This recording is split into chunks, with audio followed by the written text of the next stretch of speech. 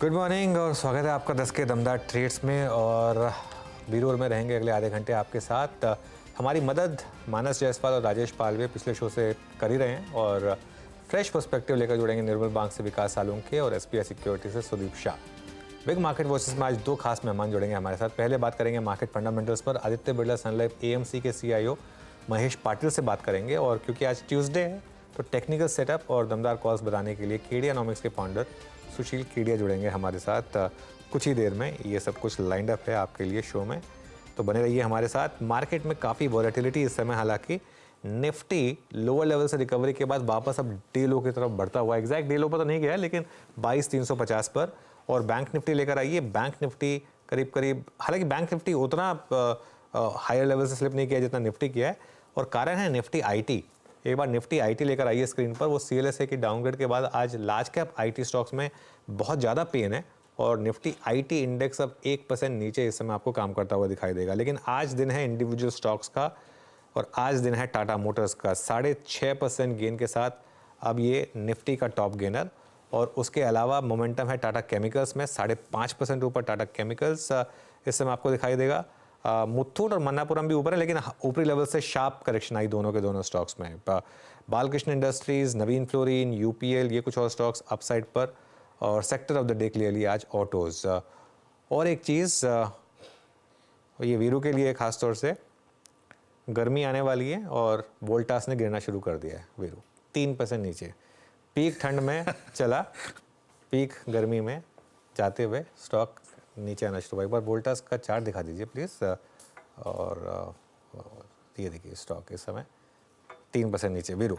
बिल्कुल inverse correlation with temperature. But Anuj बताऊँ मैं आपको, दिल्ली में इस बार 2 डिग्री टेम्परेचर में उतनी दिक्कत नहीं हुई थी जितनी अब दिक्कत हो रही है, क्योंकि जो स्वेटर पहन के निकल रहे हैं उन्हें गर्मी लग रही है, जो टी शर्ट पहन के निकल रहे हैं वो ठंड महसूस कर रहे हैं, और जो दोनों कर रहे हैं वो बीमार पड़े हुए हैं, तो कोई खांस रहा है। तो जो तकलीफ ठंड में नहीं हुई, मौसम चेंज हो रहा है ना, तो आप मुंबई आ जाइए ना, पहाड़ों पे बर्फ पड़ी हुई है। हाँ वीरू मुंबई आ जाइए। मुंबई में कैसा है 12 के 12 महीने सेम कपड़ों में काम चल जाता है। कोई यहाँ पे ना एक इंटरेस्टिंग चीज़ ये है कि कोई विंटर क्लोथ, समर क्लोथ लेने की मतलब अलग अलग पैसा खर्च करने की जरूरत नहीं पड़ती। एक बस टाइप ऑफ क्लोथ्स लो, पूरा साल वही निकाल देता है आपका। अच्छा, लिस्टिंग की भी तैयारी हो रही है। 2 लिस्टिंग आज। हाँ वीरू 2 लिस्टिंग होनी है आज। एक बार जरा वो लिस्टिंग दिखा देंगे, उसके बाद आगे बढ़ेंगे और कॉल्स लेंगे। ये आपके स्क्रीन पर एक्सिकॉम टेली की लिस्टिंग, यहाँ पर सब्सक्रिप्शन काफ़ी शानदार रहे थे और लग रहा है कि अच्छी लिस्टिंग होगी। और प्लैटिनम की लिस्टिंग देखेंगे वो भी कैसी हो रही है। दोनों लिस्टिंग हो गई हैं और दोनों लिस्टिंग अच्छी हुई हैं। एक्सिकॉम की लिस्टिंग तो खैर काफ़ी अच्छी हुई है, करीब डबल हो गया स्टॉक। और प्लैटिनम इंडस्ट्रीज़ यहाँ पर भी लिस्टिंग अच्छी हुई है, करीब 32-33 पॉइंट का प्रीमियम पर लिस्टिंग हुई है। वीरो कॉल्स लेना शुरू करते हैं। मार्केट है डेज लो, वैसे निफ्टी डे लो पर आ गया है 22,333 पर। बिल्कुल मार्केट से डे लो, लेकिन इस बीच जरा कॉल्स को बटोर लेते हैं। यहाँ पर फ्रेश पर्सपेक्टिव विकास जी का है, सुदीप का है। विकास जी, आपके 2 ट्रेड्स इस वक्त के। मॉर्निंग वीरेंद्र जी। देखो, ओवरऑल मार्केट में थोड़ा सा यहाँ पे एक रेजिस्टेंस फेस होते देखने मिलेगा, लेकिन स्टॉक स्पेसिफिक यहाँ पे पॉजिटिव मोमेंटम देखने मिल रहा है, जहाँ पे मदरसन सुमी जहाँ पे 120 के ऊपर अभी यहाँ पे ट्रेड करते हुए देखने मिल रहा है। 132 के टारगेट के लिए उसको बाय करना है। ऊपर नीचे में 117 के आसपास का एक स्टॉप लॉस लगा के इसको ऊपर की तरफ पोजीशन कैरी करना है। दूसरा जो है मेरा आईटी सेक्टर से रहेगा, इन्फोसिस, जहाँ पे हमने देखा है कि एक प्रेशर यहाँ पे देखने मिल रहा था। 50 डीएमए के नीचे आज फिसलते हुए देखने मिल रहा है, तो इन्फोसिस में मेरा सेलिंग का कॉल रहेगा। मुझे लगता है नीचे में 1540 के आसपास का, 1540 के आसपास का एक डाउन साइड यहाँ पे देखने मिल सकता है, जहाँ पे उसको जो प्रीवियसली गैप का सपोर्ट है, तो 1540 के टारगेट के लिए इन्फोसिस यहाँ पे सेल करना है। ऊपर में जो यहाँ पे स्टॉप लॉस देखने मिल रहा है वो अराउंड 1630 के आसपास का है, तो 1630 के स्टॉप लॉस, 1640 के स्टॉप लॉस से इसको सेल करना है। नीचे में 1540 का स्टॉप। ओके, तो ये इस समय इन्फोसिस पर एक सेल कॉल आती हुई। काफ़ी वीक हो गया इन्फोसिस, वैसे सिर्फ आज का मामला नहीं है, पिछले कुछ दिनों से इन्फोसिस में काफ़ी वीकनेस है। सुदीप के पास चलते हैं। Sudeep good morning. सुदीप आपके picks. Good morning Anuj ji. मेरा पहला पिक है आज के लिए टाटा पावर। टाटा पावर में हमने देखा है कि 15 दिन से जो कंसोलिडेशन हो रहा था 360 और 380-85 के बीच में, वहां से हमने कल के सेशन में एक ब्रेकआउट देखा था और मीडियम टर्म चार्ट्स तो पॉजिटिव ही थे, पर पिछले कुछ टाइम से कंसोलिडेशन में ये स्टॉक था। तो आज कल ब्रेकआउट आया था और आज फॉलो अप एक्शन भी हमें टाटा पावर में दिख रहा है। तो मुझे लग रहा है यहाँ पे टाटा पावर में 388 के स्टॉप लॉस से 403 के टारगेट के लिए बाई किया जा सकता है। दूसरा स्टॉक है जो मुझे पसंद आ रहा है अभी, वो है एनबीएफसी स्पेस से आदित्य बिरला कैपिटल। अब आदित्य बिरला कैपिटल का यदि हम चार्ट देखें तो सितंबर 2023 के बाद का हाईएस्ट क्लोज कल स्टॉक ने दिखाया था, और जो हिसाब से एक पिछले 10-15 दिन से यहाँ पे भी एक कंसोलिडेशन देखा गया था 180 और 190 के बीच में, वहां से कल ब्रेकआउट आया था। और मीडियम टर्म चार्ट से, मीडियम टर्म और लॉन्ग टर्म के चार्ट्स तो वैसे भी पॉजिटिव है। तो मुझे लग रहा है यहाँ पे एक अच्छा मोमेंटम बन सकता है आदित्य बिरला कैपिटल में आने वाले कुछ सत्रों में। और 188 के स्टॉप लॉस से यहाँ पे 202 के टारगेट्स 3 से 4 सत्र में आ सकते हैं। ओके, मानस के पास चलते हैं अब। मानस, आपकी फ्रेश पिक्स इस समय की? तो अनुज जी, सबसे पहले तो भारत फोर्ज पे ध्यान दीजिए। यहाँ पर एक फ्रेश ब्रेकआउट देखने को मिला है, तो करंट लेवल्स पे भारत फोर्ज में खरीदारी करने की राय रहेगी। स्टॉप लॉसेस 1184 के नीचे लगाइए और 1245 तक के टारगेट्स पॉसिबल हैं भारत फोर्ज में। और दूसरा स्टॉक ऑटो स्पेस से है, बजाज ऑटो पे ध्यान दीजिए। यहाँ पर अभी भी आप करंट लेवल्स पे भी आप खरीदारी कर सकते हैं।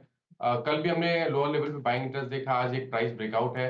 करंट लेवल्स पे आप खरीदारी कर सकते हैं स्टॉक में।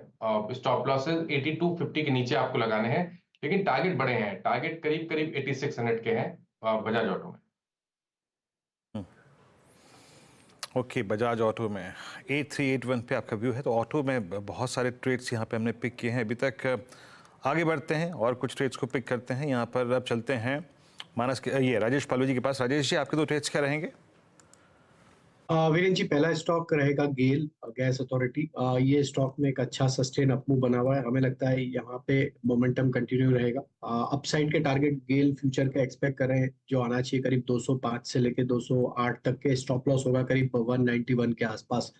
दूसरा स्टॉक जो हमें पसंद आ रहा है वो है इंडिगो का, इंटरग्लोब एविएशन। ये स्टॉक में जिस तरीके से प्राइस बिहेवियर बने हैं, ये एक अपने मल्टीपल सप्लाई जोन को पेनिट्रेट करते हुए दिख रहा है। एक नैरो कंसोलिडेशन रेंज के बाहर स्टॉक आते हुए दिख रहा है। हमें लगता है इंडिगो में एक मोमेंटम यहाँ पे ड्यूरिंग द डे आते हुए दिख सकता है। अपसाइड के टारगेट एक्सपेक्ट कर रहे हैं इसमें 3280, 3300 की तरफ। स्टॉप लॉस रखेंगे करीब 3180 के आसपास। अच्छा, इंटरग्लोवेशन आज ऑटो में काफ़ी स्ट्रॉन्ग मूव है। एक बार मारुति को देखिएगा। मारुति ने आज सुबह सुबह करीब करीब 11740 का नहीं, आज का इंट्राडे हाई किया है। 11723 का इंट्राडे हाई क्रिएट किया। 11721 डाटा सर वाई रेशियस लेके आएंगे।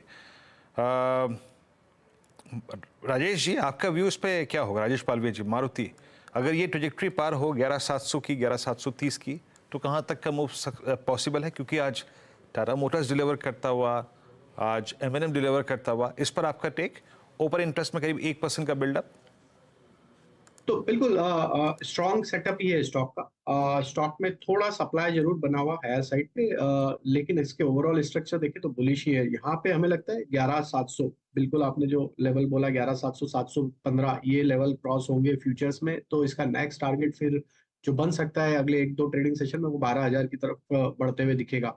तो यहाँ पे पोजीशन होल्ड ही रखना चाहिए, क्योंकि इसके ओवरऑल स्ट्रक्चर बुलिश ही है। पिछले 2-3 दिन में एक नैरो प्राइस रेंज में कंसोलिडेशन होते हुए दिख रहा है। स्ट्रॉन्ग सेक्टर का मोमेंटम ऑलरेडी यहाँ पे, ऑटोमोबाइल का ऑलरेडी यहाँ पे बनते हुए दिख रहा है। तो हमें लगता है 1150 के स्टॉप लॉस से, 11550 के स्टॉप लॉस से पोजीशन होल्ड रखें। साइड के टारगेट 12000 तक आते हुए दिख सकते हैं। मारुति आपके स्क्रीन पे और मेरे स्क्रीन पे और कहाँ मूव आ रहे हैं। मैं मोमेंटम को कैप्चर कर रहा हूँ। टाटा पावर बात करते करते अब आपकी स्क्रीन पे इस वक्त डे हाई की ट्रेजेक्ट्री में, कल ही हमने इसमें क्लोजिंग में भी और ओपनिंग पे बातचीत की थी। इट्स 398 एट डे हाई, सर्वोच्च स्तर पे आके ट्रेड करता हुआ। याद रखिएगा इसकी जो ऑल टाइम हाई क्लोज के मुताबिक जो इसका सर्वोच्च स्तर है क्लोज के हिसाब से, वो है करीब करीब 407 का। मात्र अगर आप देखें तो वहाँ से 10 रुपये दूर है। और इंट्राडे बेसिस पे करीब 412 का। एंड टाटा कम्युनिकेशन अच्छा मूव देता हुआ। टाटा ग्रुप के सारे stocks, it's I think this entire day belongs to Tata group. Tata motors, Tata chemical, सब में काफ़ी स्ट्रॉन्ग मूव है यहाँ पे। ऑटो से ही आप देखिए आपकी स्क्रीन पे, इस बीच टीवीएस मोटर्स ये भी डिलीवर करता हुआ 2270 पे। क्या मूव आ रहे हैं यहाँ पे ऑटो में इस वक्त। सुदीप, टीवीएस पे आपका टेक?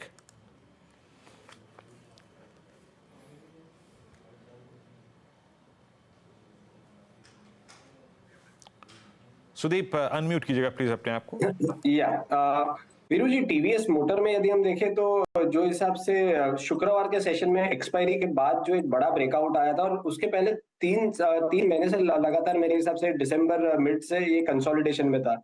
तो ये ब्रेकआउट 2 दिन पहले ही आया था और मुझे लग रहा है अब यहाँ पे एक बढ़िया सा एक अप ट्रेंडिंग मूव हम देख सकेंगे आने वाले कुछ हफ्तों में। और एक अच्छा कंसोलिडेशन के बाद जो ये बेस बना रहा है ये 2200-2180 के आसपास का, मुझे लग रहा है जब तक ये जोन होल्ड करेगा तब तक हमें 2360 2400 के लेवल्स भी टीवीएस मोटर में आते हुए देख पाएंगे हम आने वाले कुछ हफ्तों में। ओके, चलिए अब आगे बढ़ते हैं। हमारे साथ बिग मार्केट वॉइसेस में आदित्य बिरला सन लाइफ एएमसी के chief investment officer Mahesh Patil हैं। उनसे बात करते हैं। इस समय ये 3 लाख करोड़ से ज़्यादा के एसेट्स मैनेज करते हैं। Mahesh ji, good morning. पिछले 10-12 दिन से एक चीज़ जो डिस्कस हो रही थी कि काफ़ी मिड कैप और स्मॉल कैप में एक्सूबरेंस है। सेबी के भी शायद एक डायरेक्टिव टाइप आया था, कुछ एमपी ने भी एक डायरेक्टिव लिया था। क्या व्यू बन रहा है अब आपका मिड और स्मॉल कैप्स में?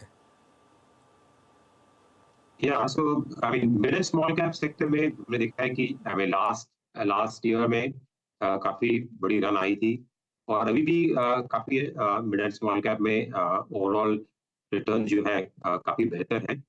सो एक तो ये कैटेगरी में म्यूचुअल फंड में अगर देखेंगे तो जो इन्फ्लोज आ रहे हैं उसमें भारी मात्रा में inflows mid cap, small cap और लार्जर मिड कैप फंड्स में आ रहे हैं। इसके कारण भी एक है कि लिक्विडिटी की वजह से स्टॉक प्राइसेस काफी ऊपर आए हैं और रिलेटिवली अगर देखते हैं तो valuations okay large and mid caps के स्टॉक्स के compare to mid cap and small cap stocks compare to large cap stocks के हिसाब से देखते हैं तो वहाँ पे लॉन्ग टर्म एवरेज के हिसाब से वैल्यूएशंस थोड़ा ऊपर की तरफ दिख रहा है।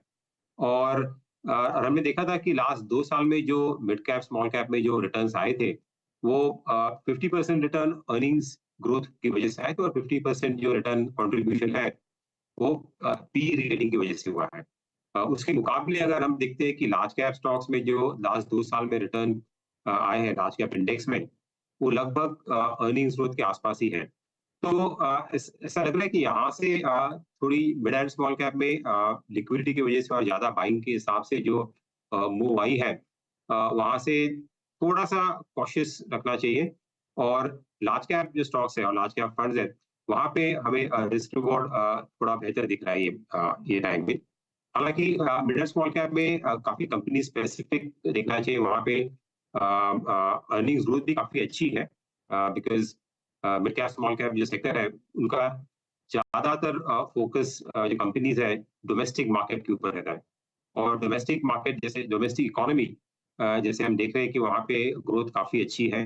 जीडीपी नंबर जो भी आए थे वो काफी बेहतर थे तो वहाँ पे अर्निंग्स ग्रोथ बेहतर रहने की अपेक्षा है। बट नियर टर्म में थोड़ा कॉशन हमें दिख रहा है और थोड़ा सा रुझाव आपका लार्ज कैप में आपका रहेगा तो अच्छा रहेगा।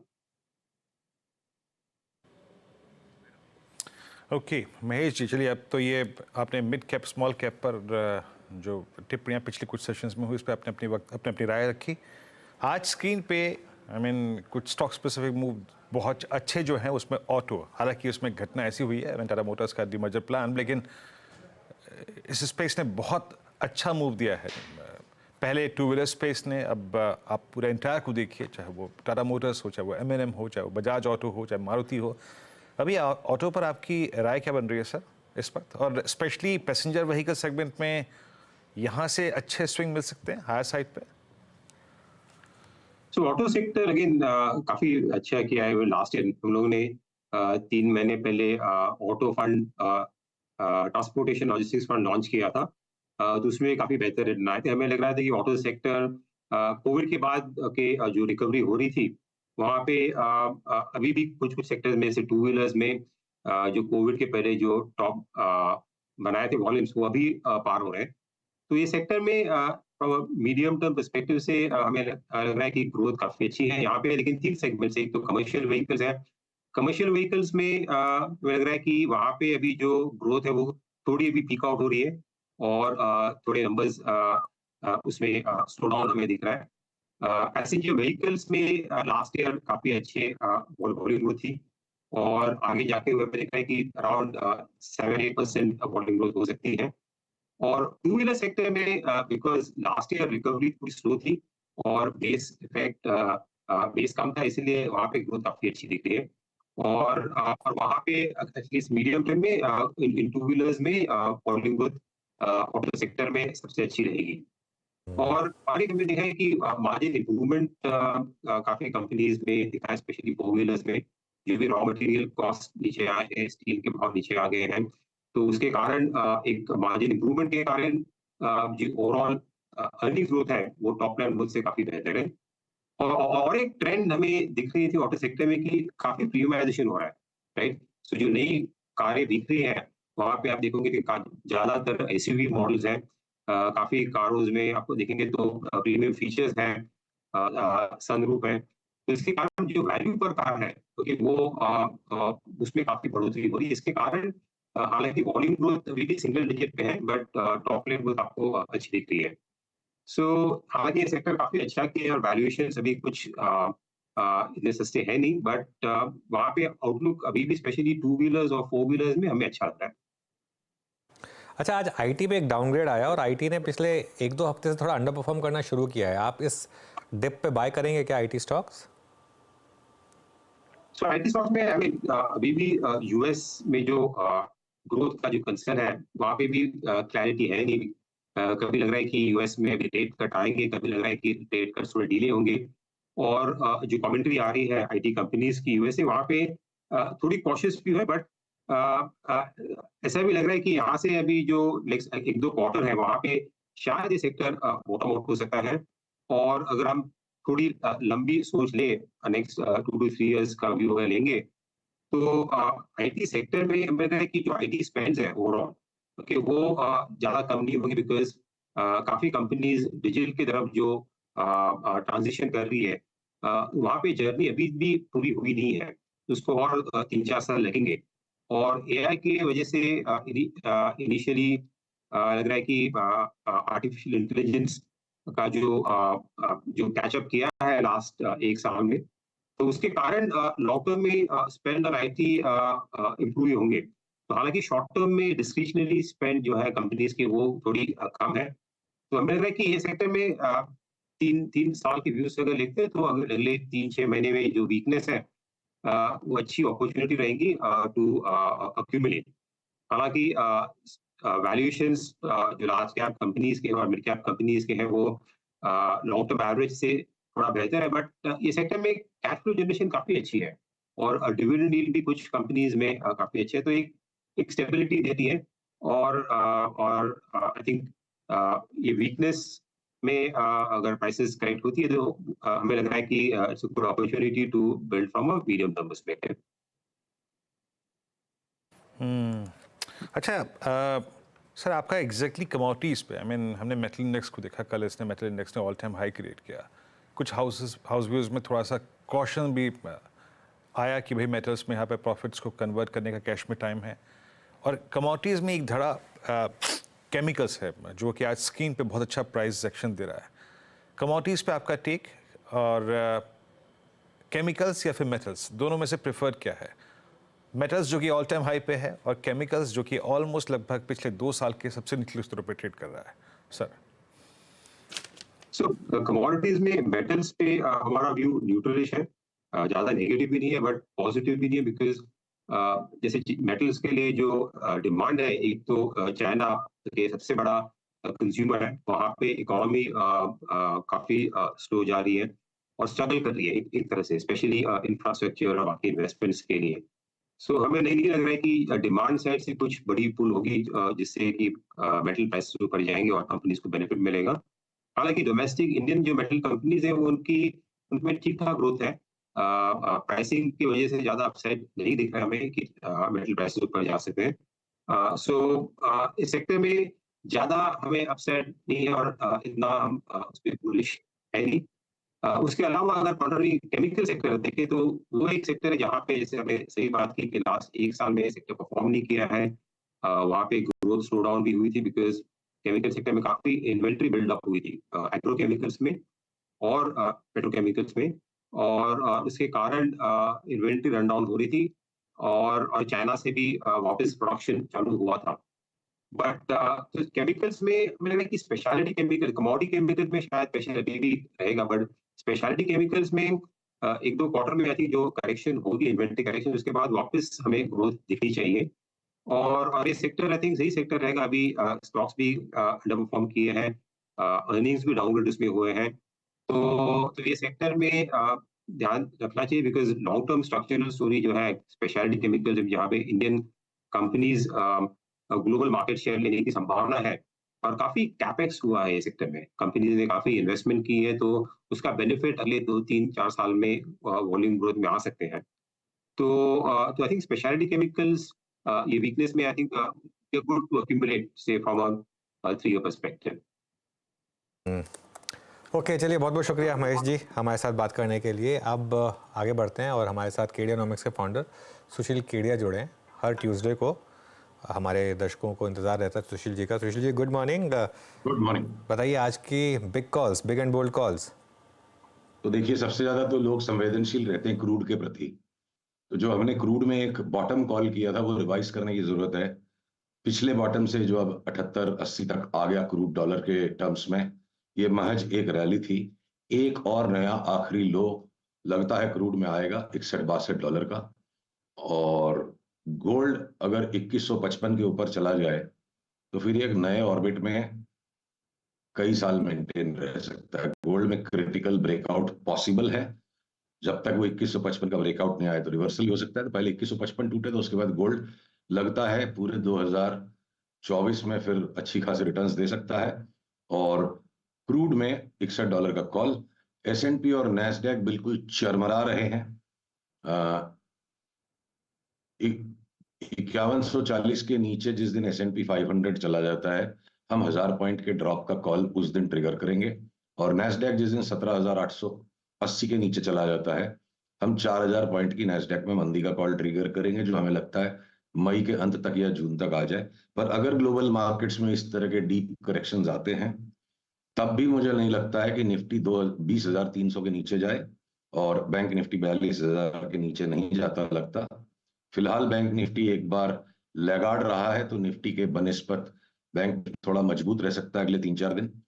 पर देखिए, जो 400 पार की जो अब आशा नहीं है, उम्मीद नहीं है, अब ये दोनों पक्ष के लोगों को 400 पार वाली ही लड़ाई लगती है। 400 के नीचे या 400 के ऊपर की लड़ाई है, हार जीत की अब लड़ाई नहीं है। ये बहुत बड़े एक्सपेक्टेशंस के साथ हम बजट इलेक्शन में जाएंगे। तो सारांश में ये कहूं, अगले 2-3 महीने का माहौल ऐसा लगता है वॉल स्ट्रीट शेयर्स लेने नहीं देगा, और भारत का चुनाव हमें शेयर बेचने नहीं देगा। Okay, fair enough. तो क्योंकि आप बोल रहे हैं कि निफ्टी और बैंक निफ्टी में ज़्यादा डाउनसाइड नहीं है, तो मिड कैप्स पे आए से पहले लार्ज कैप में आपके क्या बाय कॉल्स होंगे? देखिए, अगर 10% तक का डाउनसाइड बन सकता है, जो अभी नहीं है पिक्चर, जब तक निफ्टी वास्तव में देखिए 22,650 से लेके 22,050 तक की रेंज है, तो बड़ी मंदी का कॉल, 20,000 की मंदी का कॉल ट्रिगर तभी बैठेगा जब हम 22,050 के नीचे चले जाएंगे। पर मान के चलिए कि एक बार के लिए अज्यूम करिए 10% तक के करेक्शन की जगह है अगले 2-2.5 महीने में, तो सारे के सारे स्टॉक्स 10% नहीं घटेंगे। जैसे अडानी पोर्ट्स और सिप्ला मुझे लगता है 30% घट जाएंगे, और हो सकता है कि महिंद्रा एंड महिंद्रा 25% घट जाए। तो अगर कुछ स्टॉक्स इतने ज्यादा घटेंगे और इंडेक्स सिर्फ 10% घटेगी, तो कुछ स्टॉक्स के अंदर में बाइंग करके भी आप पैसे कमा सकते हो। सारे स्टॉक्स को एक साथ चलना जरूरी नहीं है, लीड लैग्स रहेंगे। तो भले ही बाटा मान लो अगर इंडेक्स का हिस्सा नहीं भी है, तो बाटा का लगता है कि एक लॉन्ग टर्म बॉटम यहाँ बन गया। आईटीसी पे मैंने आपसे बहस की थी अनुज कि बैट बच्चा नहीं है, पर हो सकता है मुझे वो कॉल रिवाइज करना पड़े। अगर आईटीसी भी 405 के नीचे चला गया तो लॉन्ग काट के शॉर्ट करना पड़ेगा। तो अब अगर नवीन फ्लोराइन के रिजल्ट्स बहुत खराब थे और वो स्टॉक बिल्कुल कूट दिया गया, पर वो चार्ट के हिसाब से अगर एयू बैंक और नवीन फ्लोराइन अब वापस बॉटम बना के बढ़ रहे हैं, तो जिस चीजों को लेना नहीं है, लोगों को लेने का लॉजिक नहीं है, वो चीजें बढ़ जाएंगी, और जिन चीजों को बेचने का लॉजिक नहीं है वो घट जाएंगी। ऐसा हो सकता है बाजार में। अच्छा सुशील जी, ये बैंक निफ्टी को देखिए, आज जिस जगह हम खड़े हैं, हाँ, एक एक करके सबने डिलीवर किया, चाहे वो SBI हो, चाहे ICICI बैंक हो, चाहे एक्सिस बैंक हो, चाहे इंडसइंड बैंक हो। बैकफुट पे रहा HDFC बैंक, PSU बैंक ने बहुत अच्छा किया। कोई और बैंक आपको इम्प्रेस कर रहा है यहाँ पे एक अच्छे ट्रेडिंग स्विंग के लिए? देखिए HDFC बैंक पे जो कि अपनी बात हुई थी कि जहां से हमने बाजार की नई तेजी पकड़ी थी कि HDFC बैंक भी अब नहीं घटेगा, तब उसकी छोटी बहन ये कोटक महिंद्रा की चार्ट अगर PCR डिस्प्ले कर पा रहा है जो मेरे स्क्रीन से, तो कोटक महिंद्रा बैंक ने अब इतना एक कंप्लीट पैटर्न कर दिया इस करेक्शन का। और हमें यहाँ से इरिस्पेक्टिव ऑफ इंडेक्स, देखिए इंडेक्स के साथ हर एक स्टॉक के व्यू को मिक्स करने वाले ट्रेडिंग नहीं कर पाएंगे। तो कोटक महिंद्रा में जब तक ये हरी लाइन नहीं टूटे, तकरीबन 1710 के नीचे अगर नहीं जाता है, तो एक बार 1900 तक की चाल की ट्रिगर कोटक महिंद्रा बैंक में आ गई। तो HDFC बैंक के साथ साथ एक लार्ज बैंक में कोटक महिंद्रा है जो बहुत ही लगाड़ रहा है, वो बढ़ सकता है। कुछ हद तक इंडसइंड बैंक ने भी देखिए 4 दिन में बढ़ना शुरू किया है। तो HDFC बैंक, कोटक और इंडसइंड, ये 3 बैंक निफ्टी पे पॉजिटिव बैटिंग करे और बाकी की कुटाई हो जाए, तो इस तरह का माहौल बन सकता है। अच्छा सुशील जी, मिड कैप में और कोई ऐसी कॉन्ट्रा कॉल या फिर एटलीस्ट वो प्राइस जो कि बहुत समय से डोमिनेट ना कर पाया हो, डाउन ट्रेंड में हो, 52 वीक लो पे या फिर एक मल्टी ईयर लो पे हो, जहां पे आपको स्ट्रॉन्ग रिवर्सल के संकेत मिल रहे हैं, कोई खास स्टॉक मिड कैप में, चाहे वो डेरिवेटिव्स में, चाहे कैश में? देखिए कैश के जो स्टॉक्स है ना, इस वक्त डोल्ड्रम्स में है चार्ट्स, ना तो तेजी हो रही है उनमें प्रॉपर, ना मंदी हो रही है। और अब मान लीजिए एशियन पेंट्स एक कॉन्ट्रा कॉल बन रहा था और बॉटम टूटता चला गया, तो थोड़ा सा बाजार एक बार के लिए मेरी स्क्रीन रीडिंग पर अजीब सा लग रहा है। और जब बाजार आपको पूरे सिंक्रोनाइजेशन में नहीं लगे, तो डेयर डेविल कॉल देने और डेयर डेविल सौदे करना मुझे मुनासिब नहीं लग रहा है। एक सप्ताह छोड़ देंगे, क्या फर्क पड़ता है। मतलब कुछ ये जो मिड कैप्स के बॉटम जैसे फॉर्मेशंस जो बन रहे हैं वो सरकते जा रहे हैं नीचे। तो जब तक एक हायर बॉटम नहीं बने, अब यहाँ पे इतने बढ़े हुए बाजार पे इस लेवल की इंडेक्स पे दुस्साहस करने का मन नहीं हो रहा है वीरू। कुछ रॉकेट कॉल्स सुशील जी इस मार्केट में, अगर कुछ F&O या नॉन F&O स्टॉक्स जो अच्छे लग रहे हो आपको? देखिए हिंडाल अच्छे लगने में तो अनुज ज्यादा अब माइंड हमारा शॉर्ट के ट्रेड्स को सर्च करने लगा है, जो ट्रिगर हो सकता है 2 दिन 4 दिन रुक के होंगे। एकदम से कोई बड़ा कॉल लेना है तो बंधन बैंक में नॉन ट्रेडिंग व्यू कोई ले, 6 महीने के दृष्टिकोण से अगर डिलीवरी उठाए, तो मुझे लगता है जो बंधन बैंक के न्यूनतम स्तर आ गए हैं, अगले 6 महीने में 50%, 60%, 70% ऊपर हो जाए, उस तरह की चार्ट है। और बंधन बैंक में भले ही रोज के फ्लक्चुएशंस बहुत मिलते हैं, जिसमें ट्रेडिंग करना सरल नहीं है, पर जो डिलीवरी उठा के काम करेगा, तो बंधन बैंक में मुझे लगता है ये बाजार का एक कॉन्ट्रा कॉल है इंडेक्स के बॉटम भाव पर। और आज इंडेक्स जब एकदम हाईएस्ट हाई पे, बंधन बैंक इंडेक्स के बॉटम भाव पे मिल रहा है, 4000 पॉइंट निफ्टी नीचे वाले भाव पे बंधन बैंक मिल रहा है। और इसकी फॉर्मेशन हमें कंपेल करती है कि non trading delivery by call में 50 से 70% 6 से 8 महीने में बंधन बैंक में मिलता लगता है। ओके, IT स्टॉक्स में अब क्या पैटर्न बन रहे हैं, कुछ अगर आपको पसंद आ रहा हो तो? देखिए IT स्टॉक्स में मुझे लगता है 2-1 दिन का और थोड़ा कंसोलिडेशन हो।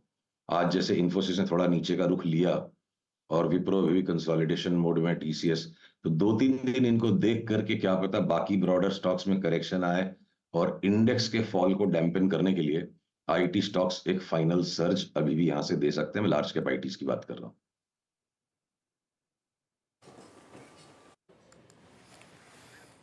ओके अच्छा सुशील जी, प्रीशियस मेटल्स पे गोल्ड में ये जो स्विंग आ रहा है, इस पर आपका कोई टेक है क्या? गोल्ड पर आपका व्यू क्या है इस वक्त?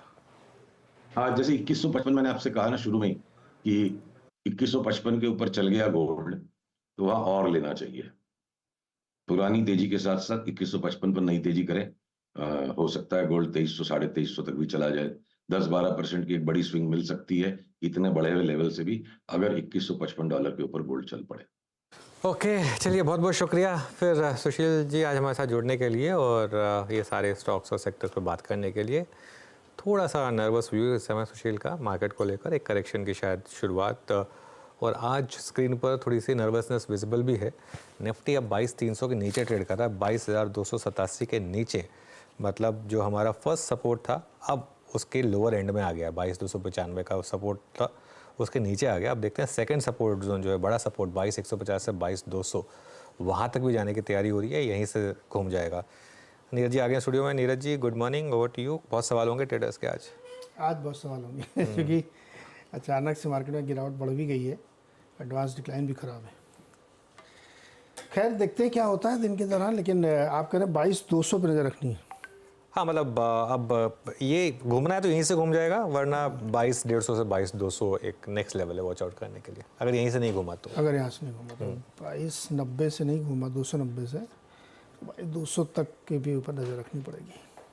चलिए शुरुआत करते हैं हेडलाइंस के साथ।